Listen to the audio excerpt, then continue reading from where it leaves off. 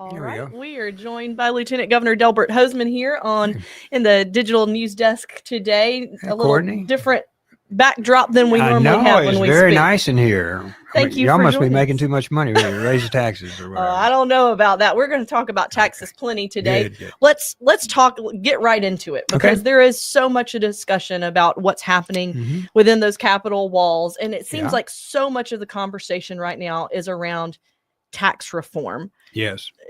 Is that the right discussion to be had when you think about what the priorities of this session are? Is that your priority? Well, I had several. First of all, it was the state retirement plan.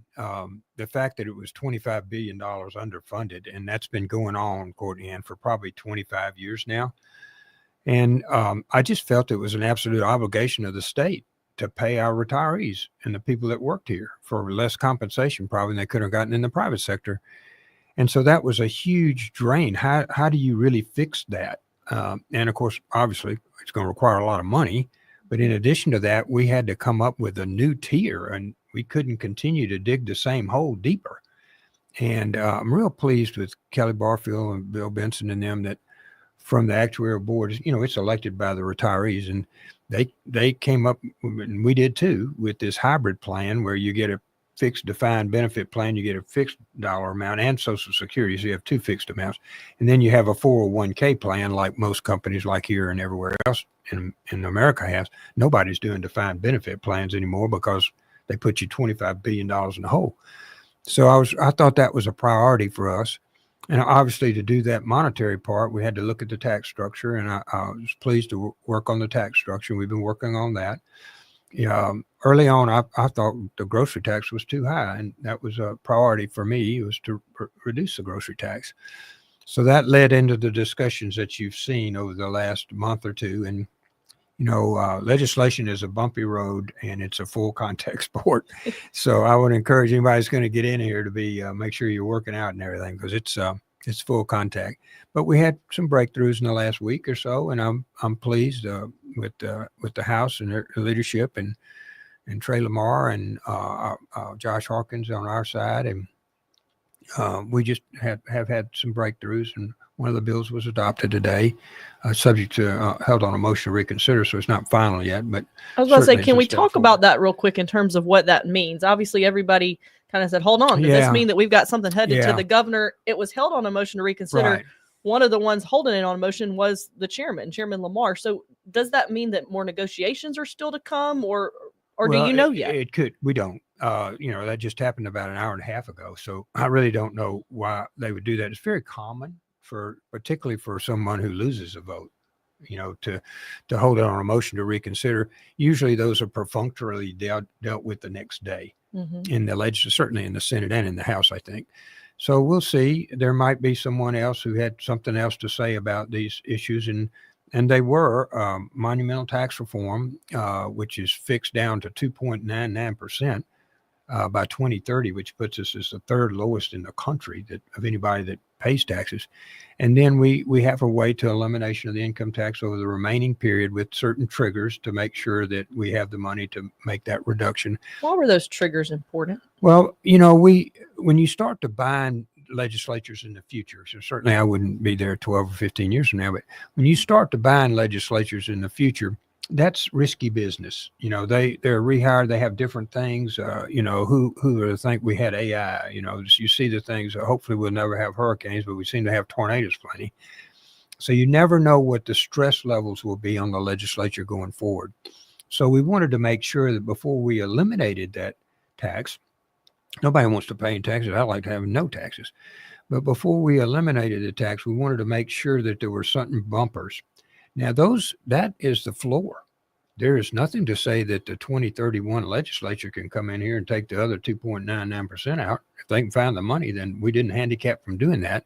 But we gave them a floor where you could reduce it by 0.2 up to 0.3 every year as you met the income standards. And I think that gave us some comfort that we wouldn't go off the rails with our economics. And in the discussions you saw in the House clearly, and in the Senate too, mm-hmm. You saw a detailed discussion about what about. Now, my President Trump, is up there tearing up everything. And we don't yet know exactly what that will mean, other than if President Trump is going to attempt even to balance the budget, then we will have repercussions in Mississippi without question. And so when we raised $7.5 billion, the federal government sends us about 13 to 14 billion. So I really only control about a third of my budget. Yeah. So if, here at the station, if you didn't know where 2/3 of your revenue was to pay you and the staff, you'd be pretty nervous. And so I'm very concerned about that. And I want to make sure that we can progress on without handicapping the state. So I feel like we're a good place there. The House is very supportive of that. And then the grocery tax, I think it certainly is time to reduce that. We're way too high on that process. And we'd go from 7 to 5% immediately. Yes, and that's now been agreed upon by both chambers. That's one of the pieces. The House wanted to delay it a little bit further, but we were able to agree to implement that right now. People got to eat, and hopefully prices keep rising, and we just needed to do that now, I thought. And the elimination is, of course, over a period of years before it will be done. The retirement plan, it quite frankly, to me, is the most critical. It's the biggest piece of money. Mm-hmm. And affects a lot of Mississippians. Couple of 100,000. And I've been on the phone with retirees the last day or two, and we've been working on this about a year. A lot of, Daniel Sparks, our senator, has just taken the lead in that. But the breakthrough there really occurred in December when the board that we hired, that I get a vote on it and everybody else gets a vote to elect somebody from the retirees and people working in the municipalities, and that they're all on the board. When the board made its decision that it needed some other type of plan, or what we call a fifth tier, mm-hmm. we needed a new plan. This fifth tier, we've had 4 other ones. We needed a fifth tier that was actuarially sound. And the best way to do that was X. And this hybrid plan came out of that. That was the breakthrough, I thought, for Mississippi. Without that, a few years from now, we would have either been raising a significant amount of money. They wanted to go to 27.5% of your contribution. That would have been another $500 or $600 million a year. Plus, mm-hmm. Plus the retiree putting up 9%. It was just a staggering. Just was no way we could do that. And these other states that are facing this are, like Illinois is using like 20% of its budget just to pay its retirement plan. And that would just completely collapse our ability to continue the education gains that we've had in Mississippi. In the last 5 or 6 years, education has gone from 50th or 49th to 30th and 9th in some categories. So we're making these great strides, and we devoted so much money and time and effort to them. And our teachers are doing great. Our students are working hard. We've just made great strides. And the removal of hundreds of millions of dollars from the ability of the legislature to approach would have been just a disaster for education. What about the House plan had suggested moving lottery money into PERS? Mm-hmm. Remind people about what the Senate position is in terms of how to pay down that debt, or is it a year-to-year discussion? Well, that's a good point. And the lottery proceeds right now, as you know, go to maintenance of highways, roads, and bridges. That's the way the legislature set it up several years ago. And that's $80 million a year. We on the Senate side, we agreed to increase the gas tax by 3 cents a gallon over 3 more years. And those two put together would provide about 3 cents a gallon plus the $80 million would provide about $300 million a year. Mm-hmm. In addition to the money that we've already been spending. We're spending $2.2 billion. Since you hired me, we're spending, when I started, it was $1.1 billion. This year is $2.2 billion. So we're devoting a huge amount of money to infrastructure. And I felt like, in meeting with MDOT and whatnot, I felt like designing these funds, they're only go to maintenance. So these are funds that can't be used for overhead or some outside engineers or something. It really has to go to asphalt on the road. Mm-hmm. And I thought that was necessary for the amount of roads. We met with MDOT and their commissioners, met with Brad White in detail. We have a board that we will release that shows where every one of the highways in Mississippi that will be maintained by these funds are, and it's virtually every county. You'll see massive amounts of work done. So I felt like that needed to stay there. Now, if we move that over, then we're looking for other parts of revenue, and we put in 110 million in addition to going up on our contribution by 2.5% of salary. And I anticipate that we'll do that amount, or maybe greater, maybe a little bit more if we can, and that will come from the general assets of the legislature and from the taxpayers as we go forward. And we built into our budget that we spend this additional $100 million or plus to help the retirement plan. The biggest thing in the retirement plan is not that contribution, quite frankly. It's the rate of return. Mm-hmm. So they have $35 billion in there. So every 1% the gain they make is $350 million. Now, $100 million that you and I are paying is a lot, but if they get 3% gain like they did this year, 4% more, they put $1.5 billion in there that weren't in there before. So watching the rate of return is very important. Let's talk about something that has not made it through over on the Senate side the last couple of years, the ballot initiative. It seems like we always get messages from people here and there at the start of a session that says, are they going to restore the right to the people for a ballot initiative? What is the hang up? Well, the hang up, I can't speak for all members of the legislature, either side for that matter, but they feel in general conversation about this, and I was for the ballot initiative and continue to be for it, but they feel that the elections are the ballot initiative. Like last year when we approached this to discuss this matter with my leadership team and the others in the Senate, and I said, the ballot initiative, we'd like to restore that with possibly some guardrails about not using, having abortion in there, or some other things that, not changing the PERS plan. There were several alternatives. But they said, well, we just had a ballot initiative in November. That's the biggest ballot initiative is the election. So it's hard to argue with that. I think that's right. But it doesn't allow for issues to be brought up. Each one of those 122 and 52, I can assure you, are very attuned to the issues. And so that was their reply, that the ballot initiative either didn't need to exist or it needed to exist fully, where we don't have any requirement on it. You can put whatever ballot initiative you want. We had proposed 150,000 or so signatures to get the ballot initiative. We wanted enough that we just didn't have, like 100 ballot initiatives on the ballot.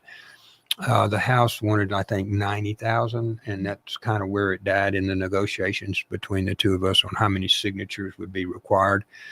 We didn't get down to the last 3 or 4 things that would be on the ballot initiative, but this year the emphasis has been on tax reform, PERS, and the others, so it hadn't come up. But I anticipate it'll come up again next year, and I think with the necessary number of signatures, so you don't have dozens of these ballot initiatives that may not ever pass. I think it would be something that we can consider again this year. The signature count still. It's important to me. Yes, ma'am, it is. Let's talk about what's been done, particularly as it relates to the capital city, or what could be impactful for the capital city as it relates to things like blight, homelessness, squatters. You all have passed out some bills that are still moving through. We have a number of them. I'm very concerned about the capital city, as you probably well know.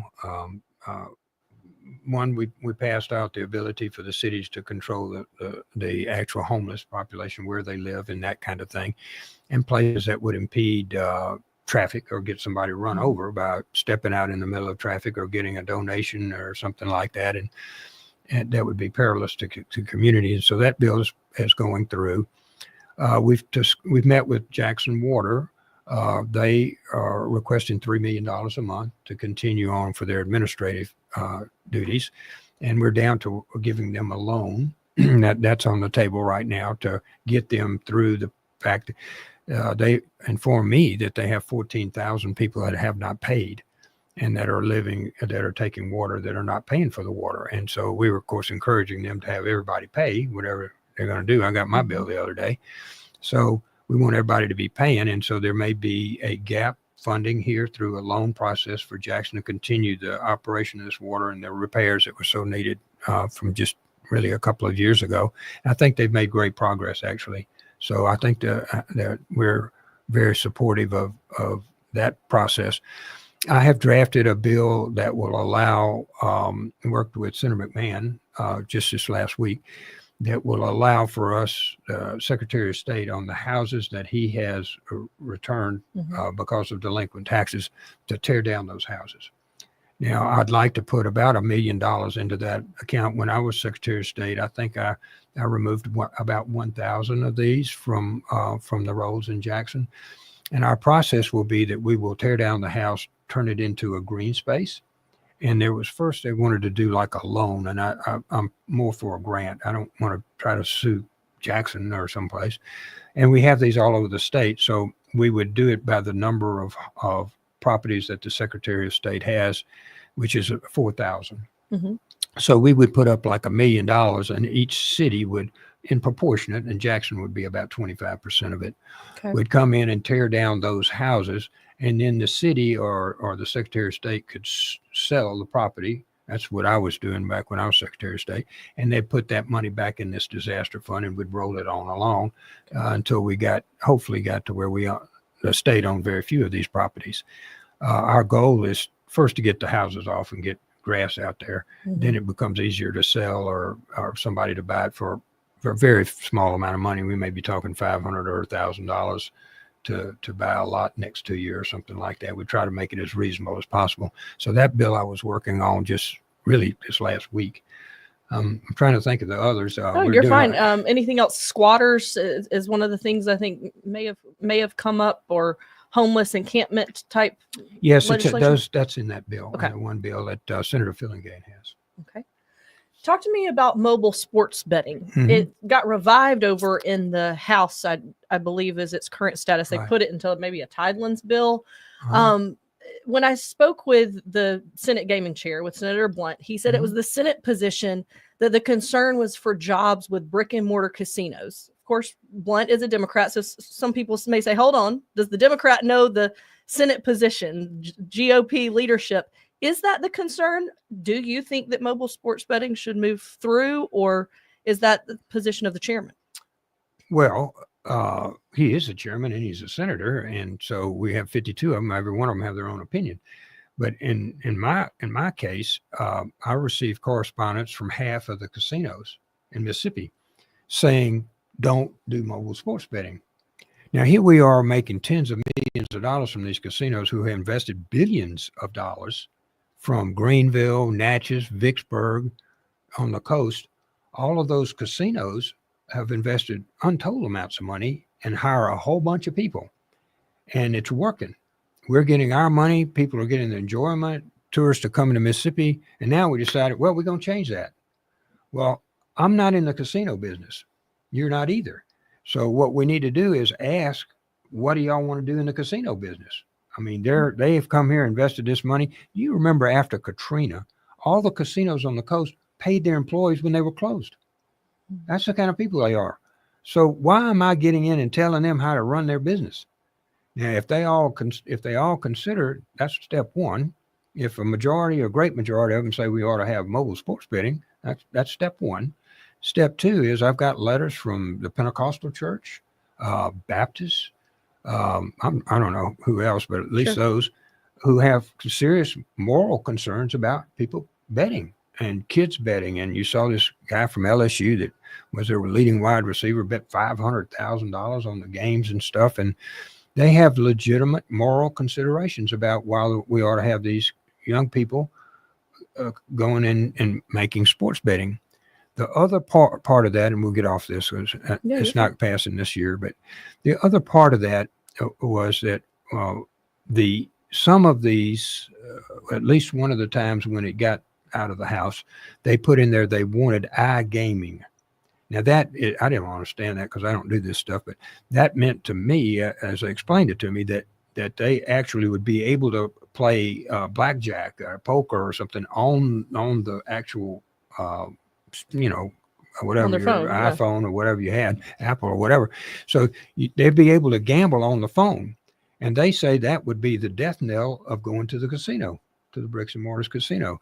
So they absolutely did not want iGaming. And that was part of the conference at one time not long ago. And that has certainly spooked the casinos and members of the legislature and the Senate. So we'll see. There may be a path forward there, but I don't want to get into the industry. I don't want to tell Toyota and Nissan how to make cars. I don't tell the casinos how to run their business. We're doing good. My people are employed. When they have a hurricane, they keep them. We're making money. They're making money. I'm like, why am I doing something else? So I think that's where the Senate is right now, and we'll see. Maybe there's some breakthroughs coming. With this AI, there may be another way to look at this for where the casinos themselves would be comfortable, and I think that's step one. What about education? The House sent y'all a lot of school choice related bills. Mm-hmm. I know that Senator DeBar had discussed concerns about some of those portability pieces. Tell me about your position on those, and also what you would rather see prioritized as it relates to education in these final weeks. Well, we had several ones that I was very concerned about that I wanted to have passed that died in the House. One was to bring back retired teachers. We have to pay their PERS to bring them back. We're short thousands of teachers. So bringing back a retired teacher who had experience and knowledge, particularly in science or math, was an easy sell. Why they killed that, I can't tell you. We put it back in another bill. It's down there. I hope they will reconsider that. We had other issues that the education group, for example, we wanted to do last dollar tuition so young men and women would have the opportunity to go to community college as a last dollar tuition paid by the state. We need an educated workforce. Without that, we don't have much of a future here in Mississippi. We had a 7th and 8th grade technical amount in there, about $25 million to allow 7th and 8th grades to begin technical, whether it be construction or whatever, that they're welding or whatever they want to do earlier. I thought that was very important. Those were all killed down on the House side. So it's in another bill, so maybe they'll reconsider those particular ones. On portability, I don't believe that you should be able to restrict a student moving. I've been of that mind for a while, and if a young man or woman wants to move to another school, they should be able to do so without being held back by their particular district. Apparently, that is going on now. As I've looked at this, in Pascagoula is accepting students for a fee. I think it's about $2,000 is what's been reported. Mm-hmm. In New Albany, the city's accepting county for $250. So this economics is moving around in the state, whether we do portability or not. And there are some students moving around as we do that. So there's not restricted right now from doing that, but we wanted to have it where a district couldn't restrict those. So I went to my hometown, Warren County, and I said, well, how many have you restricted? In the last 18 years, it was one. They didn't restrict anybody so that wanted to leave. So I find that I'm hopeful that we'll be able to look at the restricted part where a school that had capacity could accept someone. Mm-hmm. Now, there are a couple of problems with that. One is our $6,800 or $900 that we send with that student is not as much as it takes to educate them. For example, in Rankin County, they may spend $12,000 educating a child. We only send them with $6,800. Right. So Rankin County would have to pick up $3,000 or $4,000 of additional expense to educate that child. We have looked at putting in where the state or the county or something, the county losing it would put their money over there or whatnot. And all of those, how we make the money work was difficult. Then the other thing is I don't know how this is going to sound, and I apologize for anybody that misinterprets this. The schools are doing too good. They're doing really, really well. And they have earned this. We're now 30th and then the 9th in the country and all the other things that are doing. So they're doing so well now that these superintendents don't want anybody else there. They don't want to pick up kids, or maybe they'll be trouble kids or whatever. They don't want to pick up anything. They've got their school systems running B's and A's all across the coast. They're A's. And around Jackson in these peripheral counties, there are A's and B's. So they're all doing really well. And so why do I want to get into having somebody come? And then I have very little capacity here. That's what the superintendents are telling me. I don't have room in my classrooms for 3 or 4 or 5 kids. We try to keep our student teaching ratio to 24. Mm-hmm. Now, I'm doing really good in my academics, and I don't have any room in my school. So I don't want to get into taking kids. Superintendents are not, and principals and teachers, of course, they're in the business of being teachers. They don't get paid enough for it. So it's not that they're anti-child. It's just that they're realistic on what their expectations are for them to educate the group that's standing in front of them. So those things have been the hold up to having more portability. I still want to get back to, if I can, to having it where there's not a restriction. And you have a capacity, if you have the capacity to take it and the board votes on it locally, that you would accept them. And as I mentioned, that's going on today everywhere from New Albany to Pascagoula. I know that you've got to get to another meeting, mm-hmm. but I just want to circle back around to tax reform. Mm-hmm. Do you think that, I mean, the House voting as they did today, even though it was held on a motion, do you feel like we're closer to getting something to the governor that both sides have agreed on? Yes. I mean, you've watched all of this sausage being made. And as I told you, it's a full contact sport. And why didn't you do this? And we want to do this. And there are different ways to get to this end. And you saw them all discussed and cussed and discussed over the last few weeks. But what you're seeing now, I think, is the aggregation of the collective intellect of the legislature in coming to a common goal. It's probably better than either one of the two sides had when they started.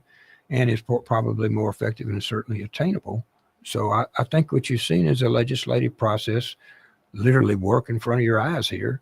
And the leadership has made decisions back and forth and give and take. And I'm real pleased with the House and where we are now, and with my senators and where we are now. I'm very hopeful that the governor will sign it and it will move forward. A lot of hard work by a lot of people on both sides. And I think, like most things in the legislature, when everybody works that hard and focuses on it, we end up with a better result. With that seemingly getting a bow on it, looks like you might sine die on time. I'd like to. My people actually work. My senators, I have 51. We got one missing because Senator Brandon got elected to the court. But my senators all have jobs and farms and stuff, so they really want to go home.